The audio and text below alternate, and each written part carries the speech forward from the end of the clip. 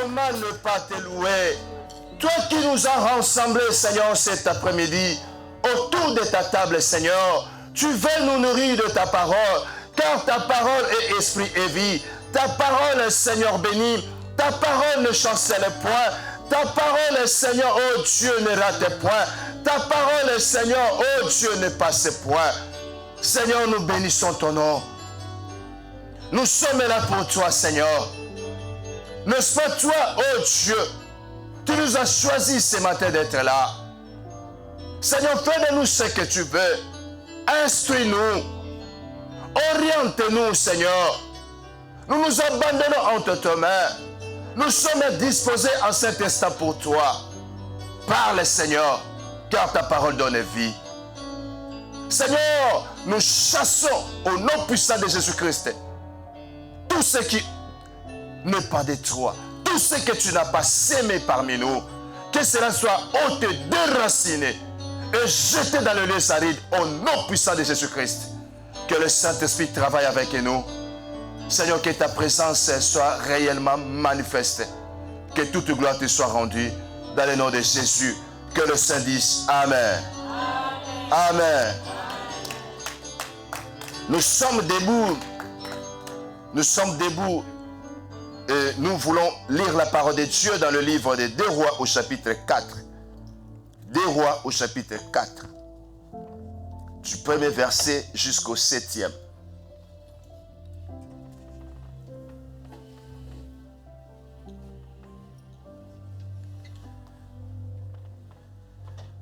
Des Rois au chapitre 4, du verset 1er au 7e.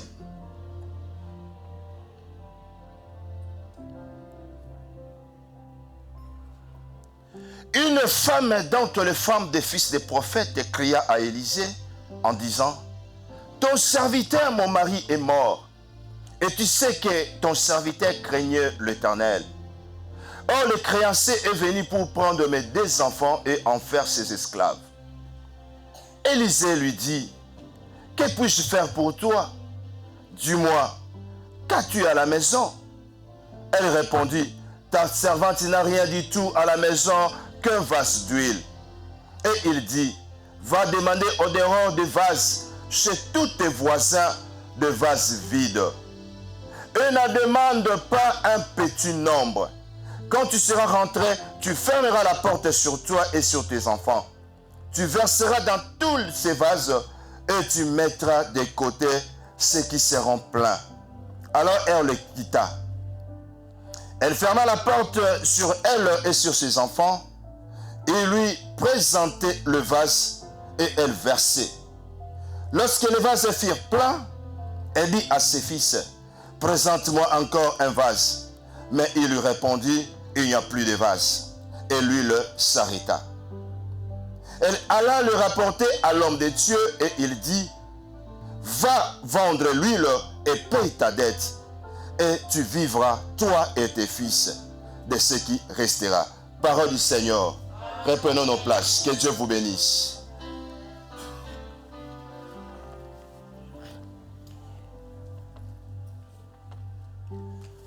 Nous bénissons le Seigneur pour ce matin. Si nous sommes vivants, si nous sommes à bonne santé, pour nous les enfants de Dieu, c'est un sujet de les louer. Voilà pourquoi nous venons de chanter « Comment ne pas te louer ». Vous savez, Dieu, jour comme la nuit, fait des grandes choses dans nos vies, dans nos familles, dans nos maisons. Dieu est toujours à côté de nous pour nous épargner de dangers. Il y a des combats que Dieu nous épargne, nous écarte. Même l'œil n'a pas vu, l'oreille n'a pas entendu un mouvement. Même le corps n'a rien senti. Que vous étiez attaqués par les esprits. Mais Dieu est là pour nous épargner de tout danger. Voilà pourquoi, bien-aimés, nous devons chaque fois les louer. C'est pour cela, dans le livre des Psaumes, David chante que tous ceux qui respirent louent l'Éternel. Cette parole, ou bien David n'appelle pas seulement des humains, mais il dit que tous ceux qui respirent, parce que ce n'est pas seulement les humains qui respirent, les animaux aussi respirent, les plantes aussi respirent. Vous savez, quand vous voyez, il y a le vent, quand les plantes bougent là, quand les oiseaux chantent, bien aimé, ils chantent aussi pour adorer Dieu, ils chantent aussi pour la gloire de Dieu. Et la Bible dit, Dieu dit, les animaux ou les brebis connaissent leur pasteur, mais mon peuple ne me connaît pas. Donc, il voulait dire que même les animaux connaissent leur propriétaire. Mais pourquoi pas nous, que Dieu nous a créés, pas n'importe quel comment, pas n'importe comment, mais il nous a créés à son image et à sa ressemblance. Alléluia. Bien-aimés, j'espère que nous connaissons l'histoire que nous venons de lire. L'histoire d'Élisée. Élisée, c'est un prophète puissant qui a succédé son maître qui était Élie. Bien-aimés, dans chaque période, dans chaque époque, dans chaque génération, dans chaque âge, Dieu choisit toujours une personne. Dieu élève une personne pour que la personne soit l'œil de Dieu, soit la bouche de Dieu, soit voire même Dieu parmi cette génération. À cette époque-là, c'était Élie qui était choisi comme un prophète majeur. Élie est passé, il a laissé le trône, il a laissé les bâtons de commande entre les mains de son serviteur qui était Élisée. Nous sommes en train de parler d'Élisée. Élisée, à cet âge, il était prophète majeur. Celui qui était comme représentant de Dieu. Il répondait aux questions des peuples parce qu'il écoutait Dieu. Il était la bouche de Dieu. Dans la Bible, nous voyons que Élisée, c'était un prophète qui a opéré plusieurs sortes de miracles. Élisée, c'était un homme de miracles. Il a même ressuscité des morts. Alléluia. La Bible nous parle que autour de lui, il y avait des serviteurs. Autour d'un prophète majeur, il y a toujours des prophètes. Autour d'un homme de Dieu doit être aussi des serviteurs de Dieu. Autour d'une servante de Dieu, une servante de Dieu doit être entourée avec des servantes. Élisée était entouré par des prophètes. On les appelle des fils des prophètes. Mais ils étaient des prophètes. Il y avait aussi un fils de prophète, un prophète qui travaillait aux côtés d'Élisée est décédé. Mais la Bible parle, il est décédé avec la dette d'une personne. Vous savez, en Israël, c'était lorsque tu meurs avec une dette, on va faire des estimations. Comment est-ce que la dette pèse, la grandeur, la somme fera que soit la personne est morte, le mari est mort, c'est la femme et les enfants qui vont rembourser la dette. Si ils n'ont pas, on va voir l'estimation de la dette, ou soit on vient, on prend la femme parce que vous n'avez pas l'argent ou quelque chose pour rembourser la dette, on prend peut-être votre maman et votre maman devient l'esclave du créancier. Mais j'ai vite compris que la dette a été tellement beaucoup que l'homme est venu prendre 2 enfants de ce prophète qui est décédé avec la dette. La Bible dit, le créancier venait chaque fois prendre les 2 enfants. L'homme est mort, le prophète est mort. Mais ces 2 enfants devaient être pris par le créancier à cause de la dette. J'ai compris que la dette était tellement beaucoup. Si c'était moins ou petite, le créancier devait prendre au moins un fils, non? Mais il a pris, il cherchait à prendre 2. Bien-aimé, laissez-moi ouvrir quelques volets à ce point.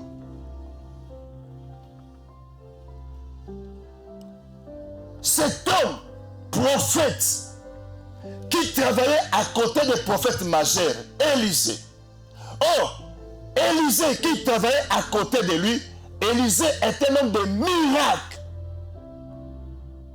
Élisée a fait des choses, même des morts sont ressuscités. Il était comme représentant de Dieu.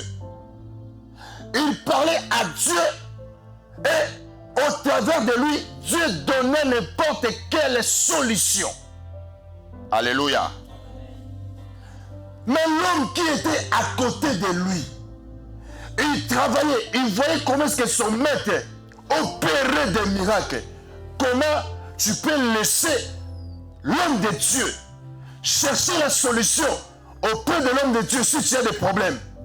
Mais il a laissé son maître. Il est allé emprunter de l'argent quelque part. Saisissez-moi s'il vous plaît. Tu es à côté de quelqu'un qui peut tout. Parce qu'il est avec Dieu. L'onction, la puissance, le miracle s'est manifesté chez celui qui travaille avec lui. Si tu as un problème, va chez lui. Alléluia. Mais le prophète qui travaille à côté d'Élisée, il a laissé Élisée pour aller ailleurs, emprunter de l'argent. Donc, il était serviteur à côté des prophètes, mais il n'avait pas avalé la vision.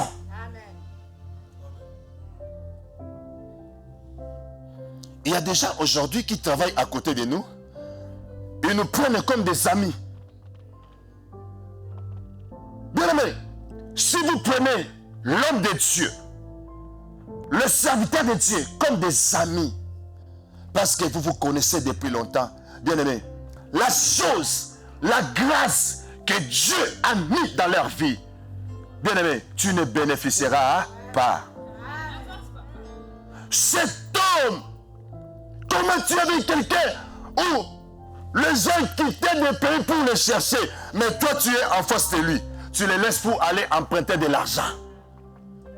Pour aller emprunter de l'argent. Pourquoi pas demander à l'homme de Dieu, j'ai des problèmes dans mon foyer, j'ai des problèmes à la maison. Il a laissé l'homme de miracle. Bien aimé, laissez-moi ouvrir deuxième paragraphe. Il y a des gens aujourd'hui, vous êtes à l'église, vous êtes chrétien, vous priez, vous avez des Bibles, mais quand vous avez des problèmes, vous laissez ce Dieu-là que vous adorez, vous laissez ce Dieu-là que vous le servez pour aller chercher des solutions ailleurs, pour aller chercher des marabouts. Vous savez, il y a des chrétiens qui consultent le marabout jusqu'aujourd'hui. Mais ils disent des chrétiens, vous avez Dieu qui peut tout. Mais vous laissez ce Dieu-là pour aller ailleurs. Vous êtes comme ces prophètes. Voilà pourquoi il est mort. Voilà pourquoi il est mort. Si vous laissez le Dieu de la Bible, le Dieu de la parole, vous croyez à lui. Et lorsque vous avez des problèmes, bien aimé, il y a des gens, lorsqu'ils ont des problèmes, ils laissent Dieu. Ils disent, ça fait longtemps, je n'ai pas bu, hein. Il faut que je prenne quand même de l'alcool de bière pour que je puisse oublier des problèmes qui me troublent. Ouais, tu peux être saoulé. Mais après Kuitinayo, le problème restera toujours. Ça veut dire que tu n'as rien fait. Tu as Dieu de toutes tes solutions. La Bible parle, notre Dieu est aidé de toutes tes possibilités, de toutes tes potentialités, de toutes tes capacités. Le Dieu qui peut tout. Et tu le laisses pour aller chez un petit féticheur. Ça m'étonne parfois aujourd'hui. Il y a des hommes de Dieu, il y a des pasteurs appelés par Dieu. Ils ont des ministères. Après plusieurs années, facilement, tu laisses ces dieux-là pour aller au franc-maçon. Prendre un Dieu étranger. Quel Dieu t'avait appelé? Le Dieu miniature était où? Maintenant, tu es dans le ministère. Tu penses que le ministère ne marche pas. Tu penses que le ministère est bloqué. Il y a les autres ressources. Au lieu de consulter le Dieu qui t'a appelé, le Dieu qui t'a qui t'a placé comme son serviteur, tu le laisses pour aller consulter le pasteur féticheur. Il te donne des conseils. Tu vois comment est-ce que mon ministère avance. Tu vois comment est-ce que les gens viennent. Parce que je suis comme ça, parce que je fais ceci. Viens seulement, je vais t'amener. Tu verras toi-même. Beaucoup de pasteurs, parce qu'ils ont rencontré des difficultés dans le ministère, ils ont laissé le véritable Dieu qu'ils servent. À cause des problèmes, ils ont accepté les dieux miniatures. Ils ont accepté de servir les diables, de vendre leur âme. Ils pensent que l'enfer, c'est une petite chose. L'enfer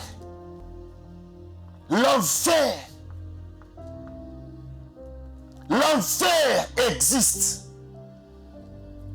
Le pasteur le prêche. Mais comment tu le prêches? Mais tu es dans l'occultisme, dans la sorcellerie, dans la magie. Comment tu prêches l'enfer? Comment tu prêches le paradis? Mais tu as vendu ton âme. C'est pour cela, beaucoup des hommes de Dieu, ils sont debout devant vous. Ils prêchent que la lettre. Il est écrit le ciel. Il est écrit l'enfer.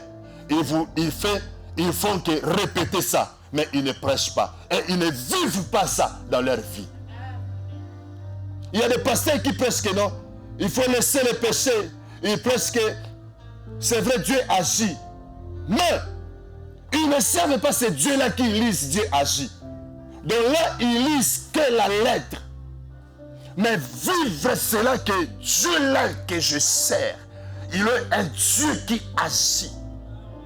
Ils ne le font pas. Est-ce que quelqu'un peut acclamer le Seigneur plus fort?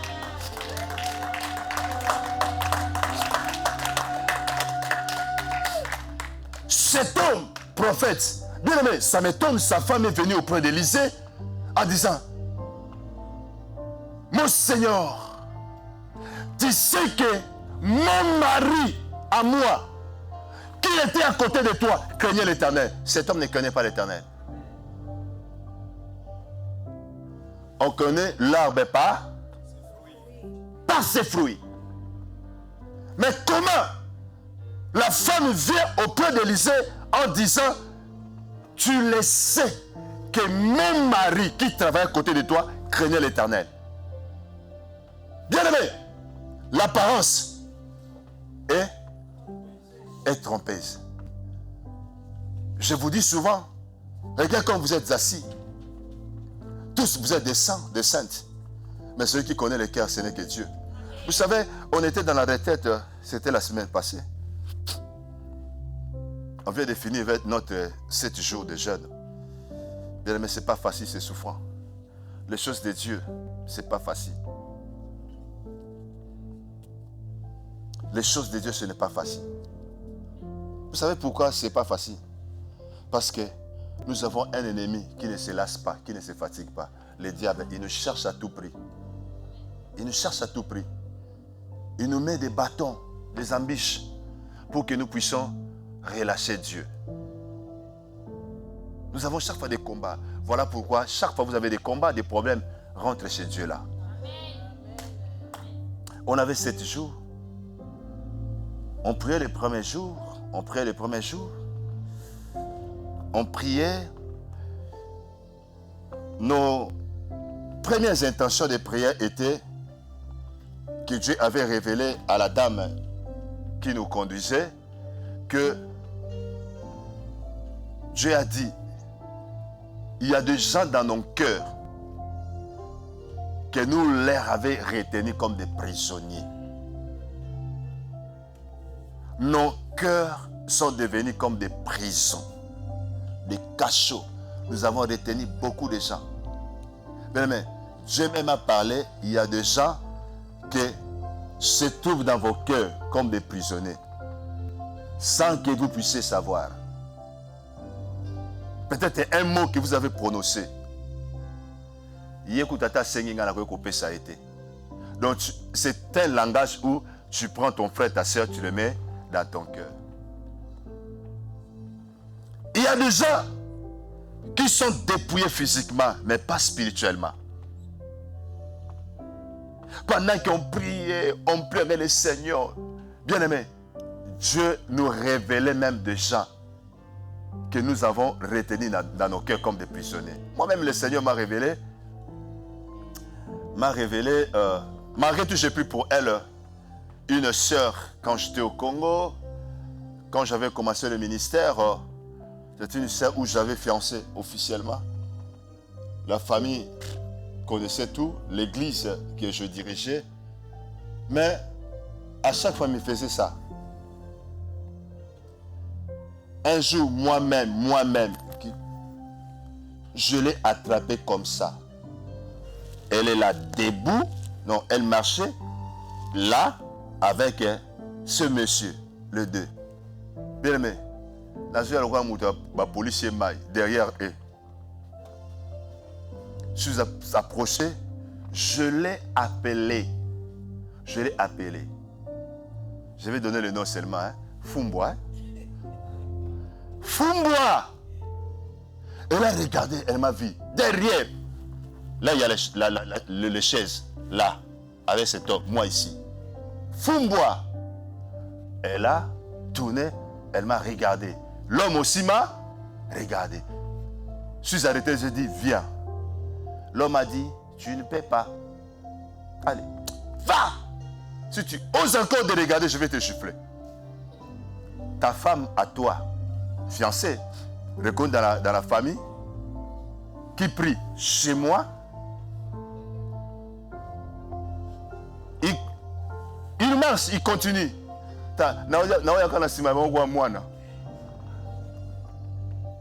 Parfois, quand je regarde d'autres choses, ça fait rire, mais c'est difficile parfois. Ça fait mal.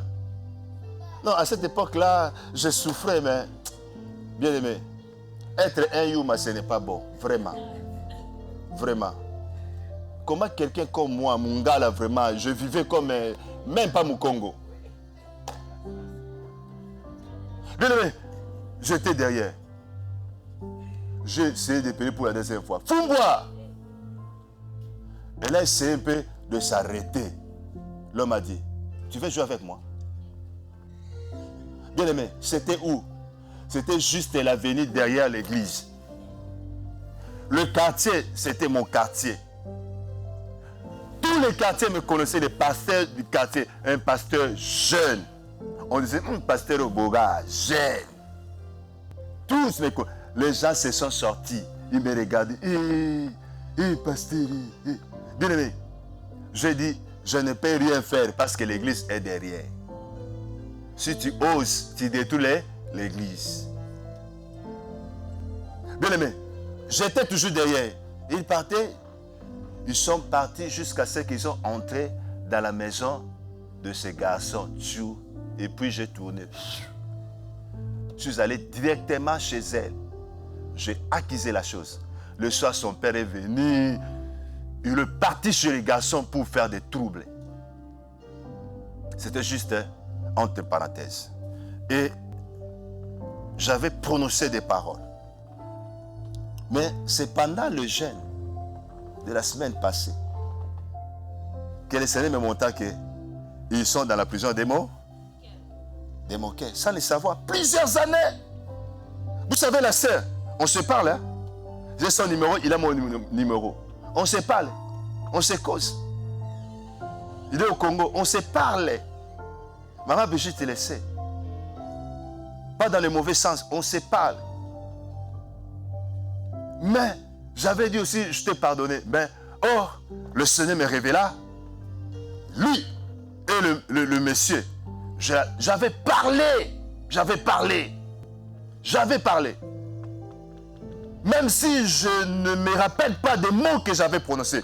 Mais à chaque fois, je prononçais des mots.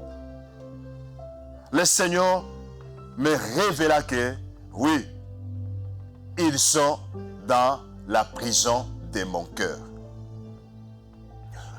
Le Seigneur a révélé beaucoup de choses que nous, les gens que nous avons retenus dans le cœur. On a demandé pardon, on a ouvert nos cœurs, on les a fait sortir, on a imploré la grâce de Dieu. Et le Seigneur a montré à cette dame qui nous dirigeait que nos cœurs étaient comme des toilettes. Étaient comme des toilettes. Il y avait tellement de caca partout. Mais elle voyait que la toilette là était couverte par une machine. Et cette machine était très propre, blanche. Lorsque le Seigneur le faisait montrer, on a ouvert la machine. Et elle voyait, elle a crié. Et la main de Dieu, avec un linge blanc, et commençait à essuyer la toilette jusqu'à ce que la toilette est devenue blanche, ou le WC est devenu blanche. Et puis soudainement, cette toilette s'est transformée en machine à laver. À laver. Alléluia. Bien-aimé dans le Seigneur, pourquoi je parle de cela? Parce que il y a des choses que les gens montrent en dehors qu'ils prient, ils craignent Dieu. Mais Dieu voit que leur cœur est loin de lui. Leur cœur est tellement sale, rempli des ossements desséchés. Vous savez, un tombeau, pourquoi Jésus a dit aux pharisiens, vous êtes des tombeaux blanchis? Parce qu'un tombeau, il y a de marbre, il y a de fleurs. En dehors, mais en l'intérieur, il y a des poussières, il y a des os. Il y a des insectes, toutes des mauvaises odeurs dans les tombeaux, la pourriture. Mais en dehors, c'est beau à voir. Oui, c'est comme nous, cet homme où la femme dit que mon mari craignait Dieu. Mais si ton mari craignait Dieu, comment il travaille à côté d'un homme puissant? Il peut laisser la solution pour aller chercher la solution ailleurs. Alléluia. La femme tellement elle est fatiguée. Bien aimé, je vais t'y compris cette femme. Hein? Elle était une femme résolue. Elle était une femme sage. Chaque fois, le chrétien vient prendre mes enfants.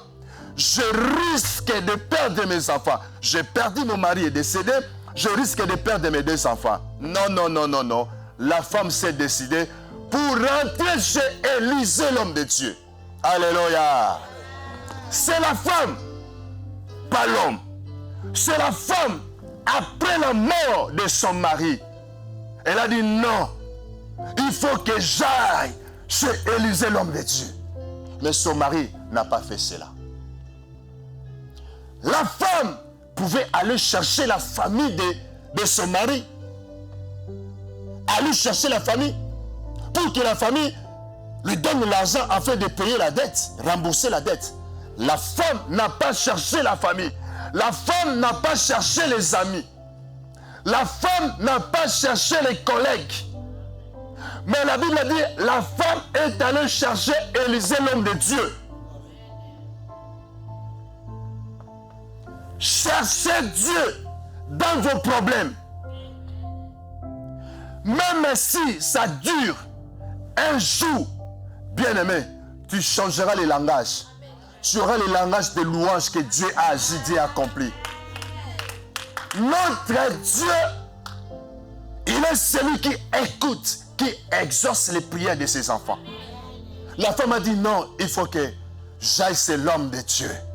Bien-aimé, il est allé chez l'homme de Dieu pour chercher la solution. La solution se trouve qu'à Dieu. Alléluia.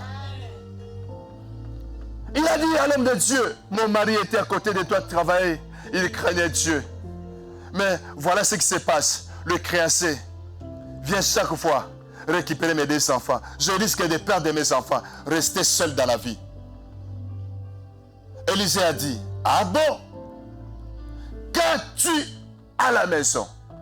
Qu'as-tu à la maison? La femme a dit, ta servante n'a rien du tout. Cette femme-là, réellement, elle était une femme pauvre, n'est-ce pas? Qu'as-tu à la maison?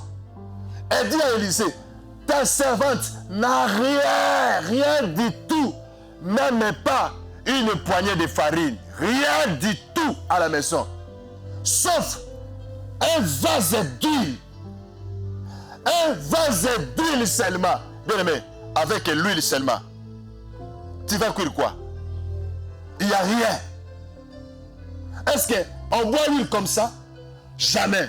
Donc, cette femme-là, cette veuve femme, réellement, elle n'avait rien. Une femme pauvre. Mais, parce que c'était une femme sage. La Bible dit, une femme sage bâtit sa maison. Elle a dit non, mon mari est décédé, je ne peux pas détruire ma maison, perdre mes enfants. Il faut que j'aille chercher la solution. Élisée a dit, ah! Donc, cette femme-là avait seulement un vase d'huile. C'est déjà un départ. Bien aimé, laissez-moi ouvrir une petite parenthèse. La Bible parle, on donnera à celui qui a et on donnera à celui qui n'en a, n'a pas. Bien aimé dans le Seigneur, on peut être pauvre, mais il y a des choses dans la vie on ne peut pas manquer. On ne peut pas manquer. Je parle pas d'ailleurs, mais je parle surtout ici en Europe. Tu vis en Europe. Tu peux manquer des papiers. Tu peux manquer telle chose. Mais il y a des choses que vous ne pouvez pas manquer. Deuxièmement,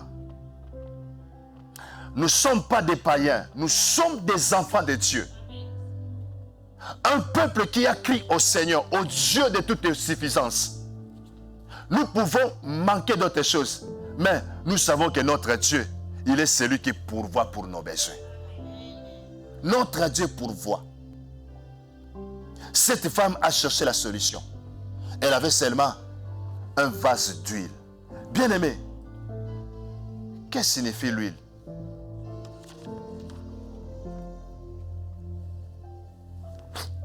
Comment cette femme peut manquer tout? Mais elle a seulement l'huile dans sa maison. L'huile, c'est l'image d'abord du Saint-Esprit. Cette femme était pauvre, oui. Elle avait tout manqué. On ne peut même pas parler de cette femme. Mais cette femme-là, dans sa maison, elle avait toujours l'huile. Bien-aimé, vous pouvez tout manquer dans votre vie. Mais il ne faut pas manquer l'huile du Saint-Esprit dans votre vie. L'huile de Dieu. Cette femme-là conservait l'huile de Dieu. Son mari est décédé, mais elle n'a pas manqué l'huile, la présence du Saint-Esprit dans sa maison, dans sa vie. L'huile signifie aussi la parole de Dieu. Parce qu'il y a des gens qui lisent la parole de Dieu, ils pensent que l'huile, ça signifie seulement le Saint-Esprit. Non. Oui, ça signifie le Saint-Esprit aussi. Dans d'autres contextes, l'huile signifie aussi la parole de Dieu. Si vous n'êtes pas d'accord avec moi, vous pouvez lire Matthieu 25, 1 à 13. Vierge et sage. Vierge sage avec quoi? Vierge et sage avec quoi? Je voulais que... Avec quoi? Avec quoi? L'huile et la lampe. Merci, Améal. L'huile et la lampe. Qu'est-ce que signifie la lampe? Qu'est-ce que signifie la lampe? Dans ce contexte-là. Hein? La lampe. Signifie quoi? La parole de Dieu, c'est la lampe. La parole de Dieu est claire. La parole de Dieu est claire. C'est la lampe qui éclaire. L'huile signifie quoi? Le Saint-Esprit dans ces passages. Donc, une femme sage qui bâtit sa maison, elle ne peut pas manquer ces deux choses. Le Saint-Esprit et la parole de Dieu. Parce que c'est la parole qui éclaire. Le Saint-Esprit donne la force, la puissance pour mettre la parole que nous avons en pratique. Sans le Saint-Esprit, nous ne saurons rien. Nous sommes que de faibles.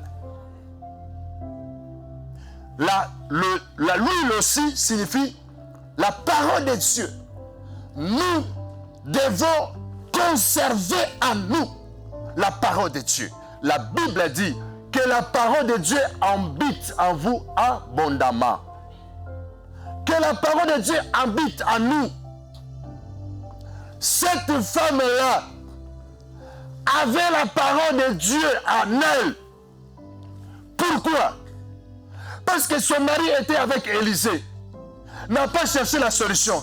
Mais elle, parce qu'elle avait la parole est claire. Elle a dit que oui, la solution c'est toujours auprès de l'homme de Dieu.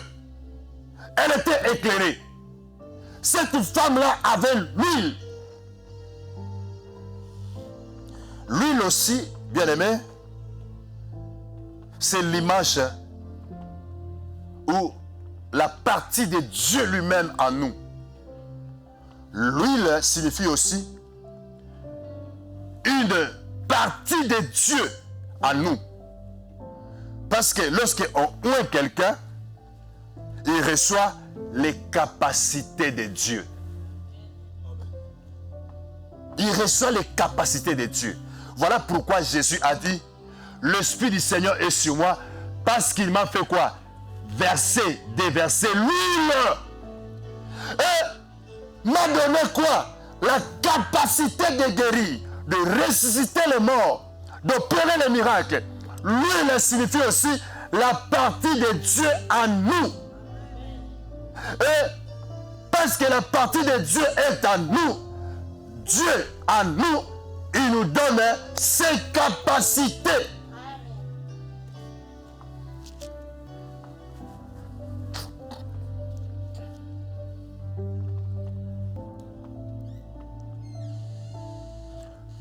En dernier lieu,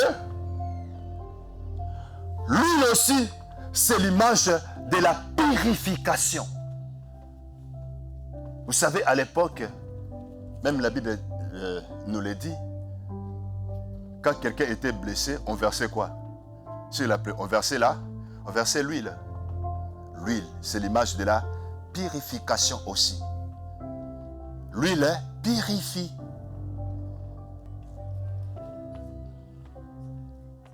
La Bible dit, cette femme-là avait tout ça chez elle. Malgré tout, il manquait d'autres choses. Bien-aimés dans le Seigneur, la femme elle-même, c'est l'image de l'Église. Pas l'Église, l'endroit comme nous sommes là, mais l'Église comme un corps du Christ, toi et moi. Notre corps est le temple du Saint-Esprit. Notre corps, c'est l'Église du Christ. C'est un membre du corps de Jésus-Christ. C'est ça la femme. Un enfant de Dieu est une femme ou fiancée de Jésus-Christ. Mais comment une fiancée de Jésus-Christ manquait l'huile en elle. Cette femme qui est la représentante ou qui représente l'Église avait tout manqué, mais pas l'huile, pas la parole, pas la présence de Dieu. Peuple de Dieu, Église du Seigneur, Église universelle, nous pouvons tout manquer, mais ne manquez pas ou ne manquons pas l'huile de Dieu en nous. Vous savez, l'église d'aujourd'hui, les enfants de Dieu, ils prient, ils adorent le Seigneur, ils servent le Seigneur, mais ils n'ont pas l'huile en eux. Ils n'ont pas l'huile en eux. Un chrétien, une femme, comme cette femme-là, n'avait pas manqué l'huile. Un chrétien qui manque l'huile, bien aimé, si cette femme-là avait manqué l'huile, il avait dit à Élisée, même l'huile, il n'y en avait pas à la maison. Cette femme-là, je vous assure qu'on devait prendre ses 2 enfants. On devait prendre ses 2 enfants. Mais l'huile l'a sauvé. Alléluia. Je voulais vous rappeler, parce que j'ai compris que je n'ai pas cité le thème de mon message. L'huile marque la différence. Le thème de ce matin, ou de cet après-midi, l'huile marque la différence. L'huile marque la différence. Cette femme-là n'a rien du tout sauf l'huile. Mais cette huile-là a marqué la différence. Une église, un chrétien qui n'a pas l'huile du Saint-Esprit en lui, qui n'a pas la parole de Dieu. Bien aimé, tu es chrétien. Je peux vous poser des questions. Hein? Est-ce que toute cette semaine qui vient de s'achever, est-ce que tu avais pris le temps d'ouvrir la Bible et de la méditer? C'est une question, c'est à toi de répondre dans ton cœur. La semaine vient de s'achever. Est-ce que vous avez pris le temps même d'ouvrir la parole de Dieu, la Bible, et de la lire? Est-ce que vous avez fait ça? Si vous n'avez pas fait ça, bien aimé, vous êtes quel genre de l'église? L'église du Seigneur. Une femme ne peut pas manquer l'huile. Cette femme avait l'huile. Si vous ne lisez pas la parole de Dieu, bien aimé, ça c'est difficile. Bien aimé, tu peux être une femme, une église de prière. Quand je parle d'une église, vois que je parle de toi. Alléluia. Alléluia. Est-ce qu'on peut acclamer le Seigneur? Ne sois pas distrait. Sache que lorsque je parle de l'église, je parle de toi. Que je suis en train de parler. Une église qui est toi. Si vous n'avez pas le temps de lire la parole de Dieu, de méditer en la parole de Dieu, ça veut dire vous manquez l'huile. Vous manquez l'huile. Et si vous manquez l'huile, bien aimé, le créancier viendra prendre ce qui se trouve en vous.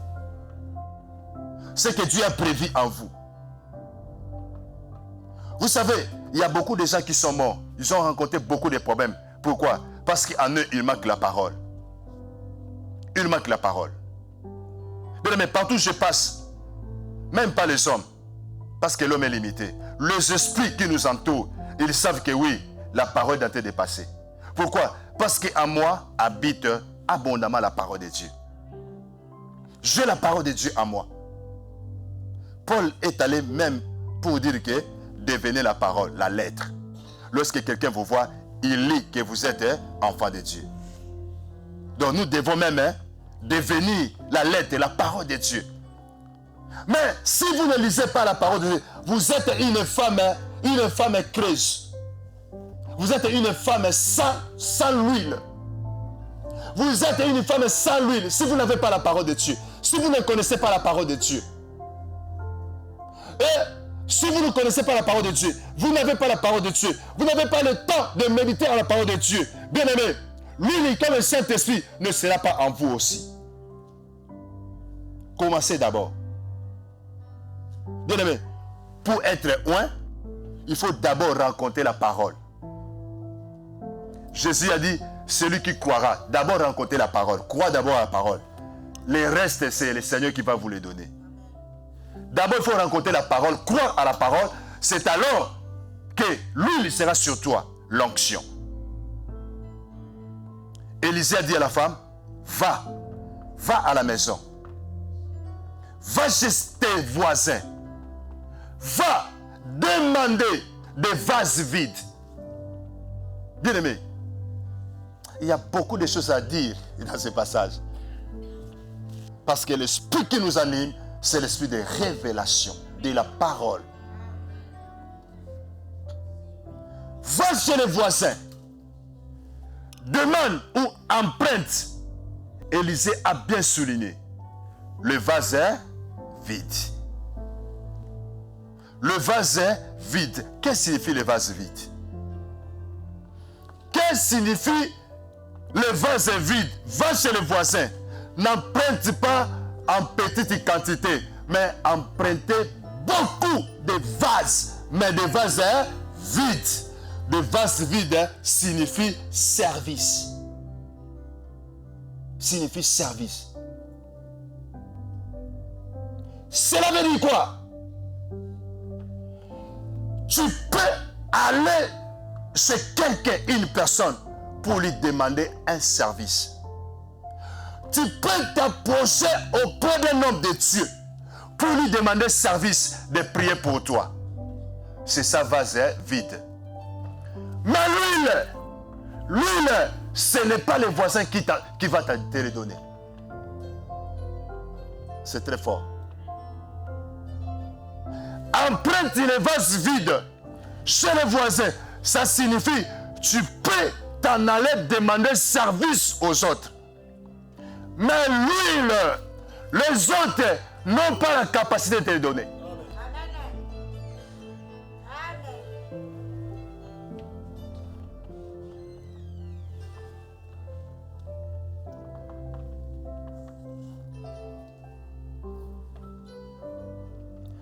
Vase vide signifie imposition des mains. Tu peux venir auprès de moi.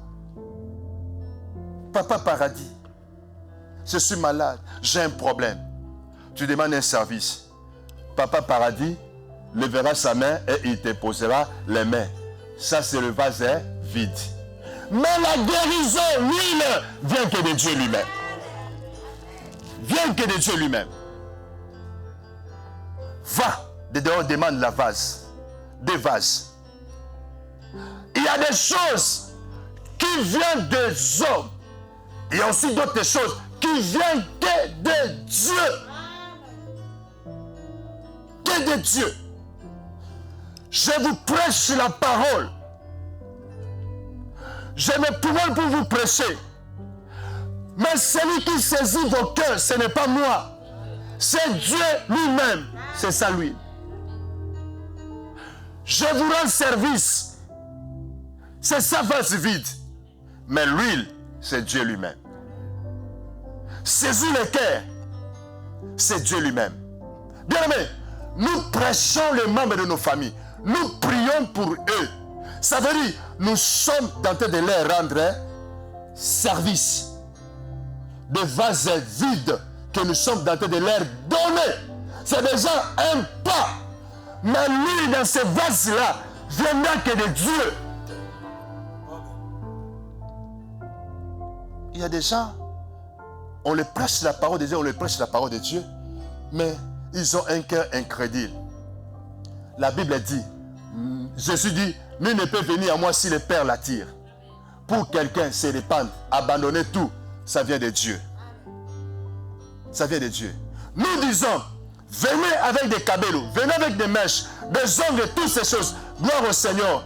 Nous parlons tout simplement. Mais celui qui peut vous toucher pour vous dire que ce n'est pas bon, ce n'est que Dieu. Personne ne vous chassera de l'église. Personne ne vous condamnera. Je sais une chose, le temps de Dieu viendra. Et ce temps-là, c'est Dieu même, lui-même, qui va vous le toucher. Que personne ne vous condamne. Que personne vous condamne. Mais, soyez une femme résolue. Soyez une femme résolue. La femme m'a dit que le cancer vient chaque fois. Je risque de perdre mes enfants. Il faut que je rachète les temps. Allez vite, racheter les temps car les jours sont mauvais. Tu peux tomber aujourd'hui même à l'église. Il y a des pasteurs pendant qu'ils prêchent, ils sont morts. Tu peux tomber aujourd'hui. Tu iras où? Prépare ton éternité. L'heure avance. Alléluia. Je vais aller vite pour que dans 5 minutes, que je puisse finir dans 5 minutes.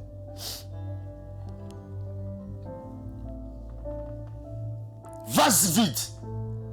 On ressent que des vases vides, c'est les voisins. Pourquoi c'est vide? Parce que celui qui remplit, ce n'est que Dieu. Celui qui remplit la vie de quelqu'un, ce n'est que Dieu. Celui qui donne la paix, la joie dans le cœur de quelqu'un, ce n'est que Dieu. Nous tous, nous sommes que des vases vides. Alléluia. La Bible dit, Élisée a dit à la femme, écoutez les instructions. Écoutez ce que Élisée a dit à la femme. Lorsque tu emprunteras, tu demanderas des vases en grande quantité. Entre dans la chambre avec toi et tes enfants. Ferme quoi là? La porte. Et prends le vase d'huile là. Commence à déverser sur des vases vides. Alléluia. Bien-aimés, on nous parle ici de la prière. Jésus a dit, si vous voulez prier, entrez dans ta chambre. Matthieu 6, 6. Si vous voulez prier, entrez dans la chambre. C'est là vous devez prier.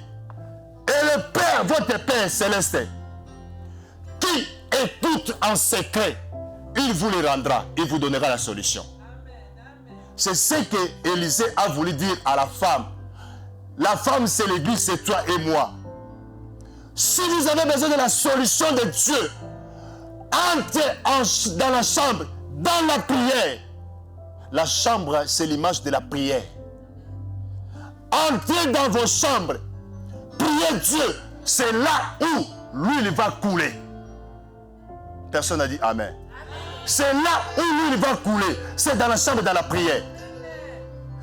Élisée, où ces passages veulent seulement tout simplement nous révéler que nous devons chercher l'onction de Dieu, les capacités de Dieu dans la prière. Dans la prière. Alléluia. Bien-aimé, lorsque la femme a vu le miracle,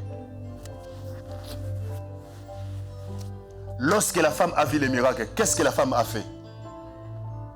Qu'est-ce que la femme a fait? Merci. La femme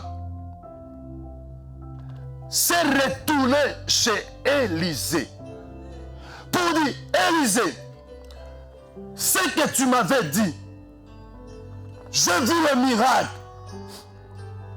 C'est-à-dire quoi? Il est revenu remercier Élisée. Si Dieu fait quelque chose dans votre vie, vous devez être reconnaissant. Ça, c'est la reconnaissance de la femme sage. Une femme résolue. Une vierge sage. Elle s'est retournée pour manifester sa gratitude au Seigneur. Élisée, ce que tu m'avais dit, voilà, c'est accompli. Nous devons rendre à Dieu nos actions de grâce lorsque Dieu fait quelque chose dans nos vies. Retournez à Dieu. La femme s'est retournée. Élisée était content. La deuxième des choses, parce que la femme a vu le miracle, il devait écouter les instructions, les règles, comment est-ce que tu vas utiliser. Quand Dieu vous bénit, quand Dieu... Moi, je vois les gens. Dieu vous a donné des papiers. Alléluia. Peut-être je vous révèle. Peut-être ça n'a pas monté dans vos cœurs. C'est pour cela que vous êtes là ce matin. Dieu vous a donné les papiers. Vous êtes en train de s'imaginer. Avec mes papiers, il faut que je commence à travailler ici. Il faut que je fasse le travail là, ça et là. C'est bien. Mais un enfant de Dieu, il a reçu les papiers, il prend le temps de prier. Seigneur, que dois-je faire? Quelle formation que je peux faire? Le Seigneur peut t'envoyer à faire une formation que tu n'as jamais cru. Ça, c'est une formation banale. Mais le Seigneur sait que c'est là où tu seras élevé. C'est là où tu seras béni. Ne cherche pas cette formation. Femme de chambre. Cette formation. Aide-soignante pour les femmes, ça paye beaucoup. Pour toi, aide-soignante, ça paye beaucoup. Ça, c'est la chair. Ça, c'est la chair. Mais une femme résolue rentre à Dieu. Cette femme s'est rentrée à Élysée pour demander à Élysée, voilà l'huile. Comment est-ce que je peux faire avec ça? Rentrez chez Dieu qui vous a béni. Demande l'information.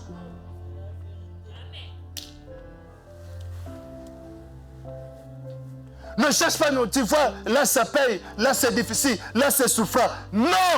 Cherche Dieu. Il est Dieu. C'est lui qui vous a donné, n'est-ce pas? C'est lui-même qui va vous orienter. Élisée a orienté cette femme. La femme, tu vois, tu as vu le miracle. Bon, maintenant femme, va vendre cette huile. Lorsque tu auras l'argent, écoutez la femme, lorsque tu auras l'argent, la première des choses, paye ta dette. Tu paies d'abord ta dette au créancier. Le reste, tu vivras, toi et tes enfants. Bien aimé, lorsque Dieu te bénit, il faut d'abord payer la dette de Dieu. Il faut d'abord donner à Dieu ce qui est à Dieu. La première des choses, donner à Dieu ce qui est à Dieu. Cette femme, Élisée a dit cette femme, d'abord paye ta dette. Nous sommes tous avec la dette de Dieu. Le souffle de vie, nous ne payons rien. La santé, mais si Dieu nous bénit, la première personne c'est Dieu. Paye d'abord ta dîme. Toi qui ne payes pas la dîme. Si tu ne payes pas, ça veut dire tu as vendu l'huile et tu as tout mangé l'argent. Le créancier viendra toujours.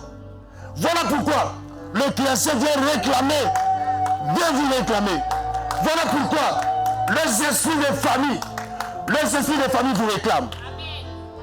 Les esprits de famille vous combattent. Pourquoi?